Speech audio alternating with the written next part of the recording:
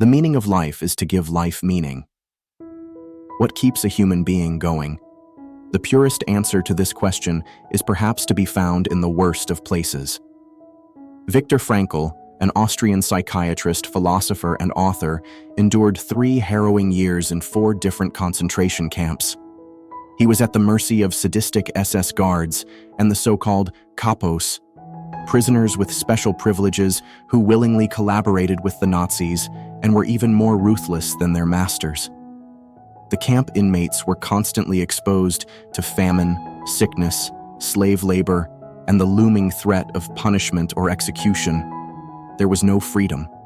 The prisoners were treated like a defenseless flock of sheep, kicked and beaten by their shepherds, and stripped of all human dignity.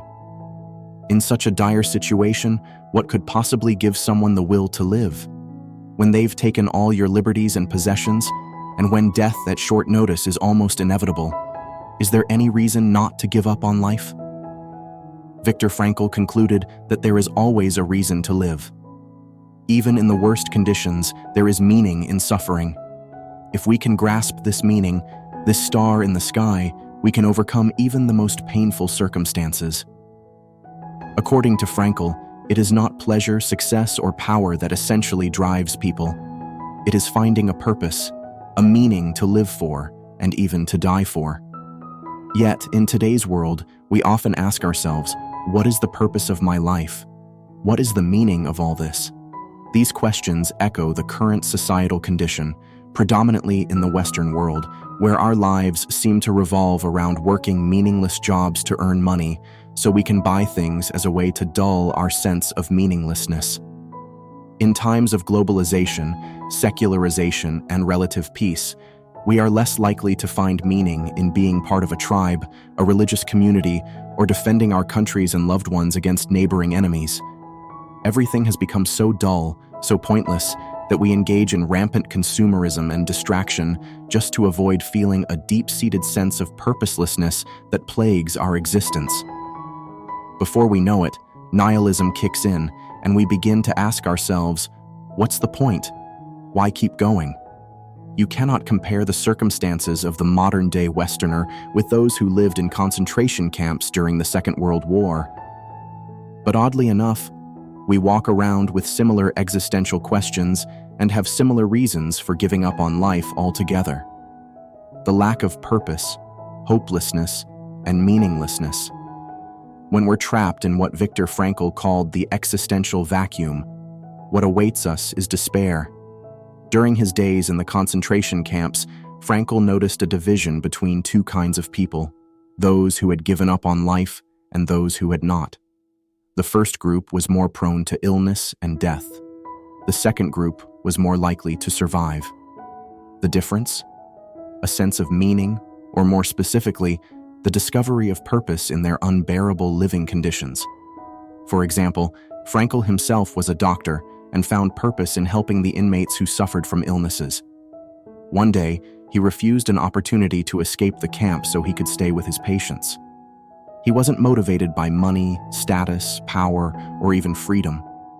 His purpose, in his case taking care of his fellow human beings and not abandoning them, was so important to him that he was willing to die for it. His life had become a sacrifice of the most profound significance. On the other end, Frankl wrote about those who collapsed under the harsh conditions of the camp. They always had the same reasoning for giving up. There's nothing anymore to expect from life. Devoid of meaning and faith that things could turn out more favorably, their bodies and minds began to wither as they lost their will to live. Frankl shared the story of a prisoner who had dreamt about the end of the war and his release. His dream even revealed the date on which the liberation would happen. March 13th, 1945. He was full of hope, but when March 13th finally passed and nothing happened, the prisoner's prophecy proved naive. With no purpose within the context of his imprisonment, he was struck with disappointment, suddenly fell ill, and died of typhus shortly after. But looking at the horrible and hopeless circumstances that some people find themselves in, is it fair to expect that they find meaning? Aren't some situations simply too overpowering, so much so that they eliminate one's responsibility to choose?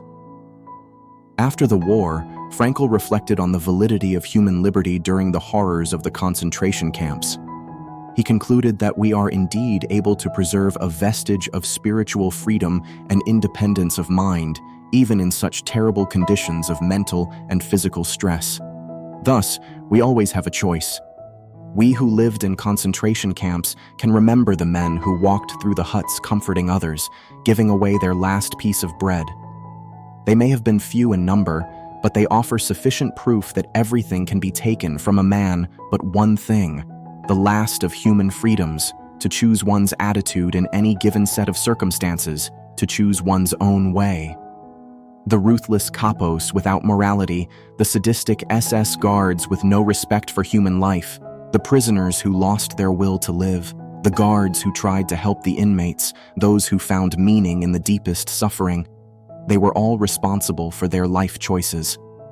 Hence, regardless of how terrible life is, we still can and must decide in what direction we go. Do we choose to betray our people and commit brutal acts to escape torture and death in the concentration camps? Do we choose to succumb to peer pressure and hateful ideologies? Do we choose to embrace a nihilistic, destructive mindset due to living in a consumerist society that seems spiritually and morally bankrupt? Do we choose to become a plaything of our circumstances? According to Frankl, the spiritual freedom we have, which cannot be taken away, makes life meaningful and purposeful. The way in which a man accepts his fate and all the suffering it entails, the way in which he takes up his cross, gives him ample opportunity, even under the most difficult circumstances, to add a deeper meaning to his life. Imagine having to get out of bed every morning without a meaningful long-term goal. The only reason you get up is that you have to go to work and engage in activities you don't like, just to financially support a meaningless existence and indulge in many pointless pleasures to cope with it. You blame your past, your parents, your circumstances, and even your genetics for not having anything going for you. But in reality, you can still transcend your predicament and find purpose despite any external situation. The question is, of course, how? Before we get into the how of meaning, it's helpful to look at the why of meaning. In today's age, there's a tendency to focus on money, status, power, and pleasure rather than a meaningful life.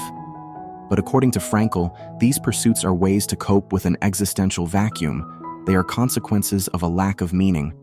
In a society highly concerned with pursuing pleasure and achieving wealth, it's often difficult to realize that these pursuits don't fill our existential emptiness and are only cheap substitutes for what truly matters. A more direct approach for dealing with the pain of meaninglessness that we see today is the pursuit of happiness. In some circles, like the good vibes only movement, happiness has even become a requirement. Frankl describes a characteristic of American culture. One is commanded and ordered to be happy. There's nothing wrong with happiness, of course, as it is probably the ultimate pleasant state of mind and the eventual byproduct of following, for example, Stoic or Buddhist teachings. But, Frankl argues, happiness itself cannot be pursued. It must ensue. One must have a reason to be happy. Once the reason is found, however, one becomes happy automatically. As we see, a human being is not in pursuit of happiness, but rather in search of a reason to become happy, last but not least, through actualizing the potential meaning inherent and dormant in a given situation. The same goes for success. According to Frankl, success must also ensue and not be pursued, as it is the unintended side effect of one's dedication to a greater cause. It must happen. The more we care about it, the less we can focus on our cause, and the less likely success will occur. But if we dedicate ourselves to a purpose and don't care about success, the more likely it will happen as a byproduct in the long run. So, it seems that meaning is at the root of happiness and success, and the lack of it is at the heart of indulgence in and addiction to pleasure, money, fame, and power. Having explained this, let's take a look at the how of meaning. First of all, according to Frankl, The meaning of life depends on the person, the moment, and the circumstances. So, there's no one-size-fits-all type of meaning that suits everyone at any time. He compares the futile quest for a general meaning to a question posed to a chess champion. "Tell me, master, what is the best move in the world?" There is none. The best move in chess depends entirely on the situation in the game and the characteristics of one's opponent. We cannot invent the meaning of our existence, but we can detect it. As Frankl stated, meaning is inherent and dormant in a given situation. We can discover our purpose only if we interact with the world or determine what the world needs. Frankl wrote that we find the meaning of life in 3 different ways: by creating a work or doing a deed. This lies in achievement and accomplishment. Creative pursuits like writing a book, painting, sharing stories about our sufferings and life experiences, or solving today's problems with science and technological inventions can help others. We'll only find out when we get started and engage with the world, so other people's needs become apparent. The benefit of performing good deeds doesn't need an explanation, but it probably doesn't have to be grandiose. Even sharing a small piece of bread with a starving inmate can be a profoundly meaningful experience. By experiencing something or encountering someone. This lies in the connection we have or find with people and things, the experience of life itself. Caring about the environment and its people can be meaningful in itself. Frankl describes this as love, arguing that it requires love to truly know something or someone. The second way of finding meaning in life is by experiencing something, such as goodness, truth, and beauty, by experiencing nature and culture, or last but not least, by experiencing another human being in his very uniqueness by loving him. By the attitude we take towards unavoidable suffering.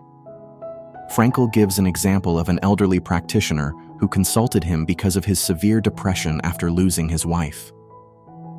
Instead of telling him what to do, Frankl asked, "What would have happened, doctor, if you had died first and your wife would have had to survive you?"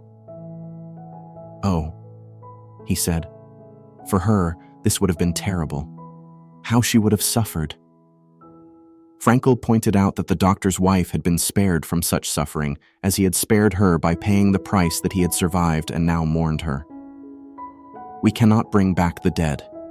In many situations, like being imprisoned in a concentration camp, there isn't much we can do about the external factors. When we are no longer able to change a situation, we are challenged to change ourselves. By changing our attitude, we can turn adversity into triumph. We can find meaning even within the worst sufferings imaginable. The philosophy of Viktor Frankl could perhaps be summarized like this: finding something to live for, and even to die for, transforms a meaningless, hopeless existence into a life worth living, regardless of any circumstances. Hence, he quoted Nietzsche, "He who has a why to live can bear almost any how." Thank you for watching.